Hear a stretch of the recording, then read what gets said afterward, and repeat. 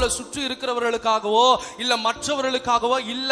தேவன் உங்களை என்னை தெரிந்தெடுத்திருக்கிறார். அவர் நம்ம மேல ஒரு நம்பிக்கை வைத்திருக்கிறார். உண்மை உள்ளவன் என்றெண்ணி எல்லாரும் உன்னை அசிங்கப்படுத்தினாங்க, எல்லாரும் உன்னை ஒதுக்குனாங்க, யாரும் மேல நம்பிக்கை வைக்கல, உண்மையானவன் யாருமே சொல்லல.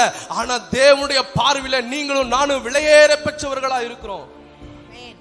அதுதான் தேவன் சொல்லுகிறார், இப்ப நான் உன்னை தெரிந்து கொண்டிருக்கேன்னா உன் கோல் துளிர்க்கும்பா, உனக்கு அந்த ஆசீர்வாதத்தை வைத்திருக்கேன், என்னோடு நடக்கிற உறவுக்குள்ள நீ வா, நான் உன் மேல வைத்திருக்க தரிசனங்கள் திட்டங்களுக்குள்ள நீ ஓடு, நான் சபைக்கு கொடுக்கப்பட்டிருக்க சில தரிசனங்களுக்குள்ள நீயும் சேர்ந்து வா.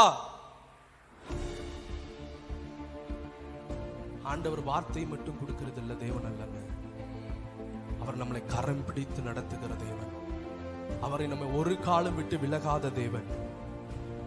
வசனம் சொல்லுகிறது, யோவான்ல மத்தேயு 5வது அதிகாரம் சொல்லப்படுகிறது, நீங்கள் உலகத்திற்கு வெளிச்சமா இருக்கீங்க. இதுதாங்க உங்களுடைய திட்டம். நீங்க எல்லாருக்கும் வெளிச்சமா இருக்கீங்கன்னு தேவன் சொல்லுகிறார். உலகத்திற்கே நீங்க வெளிச்சமா இருக்கீங்க. அப்ப இது உங்களுக்கு மேல் போடப்பட்ட தரிசனமா இல்லையா?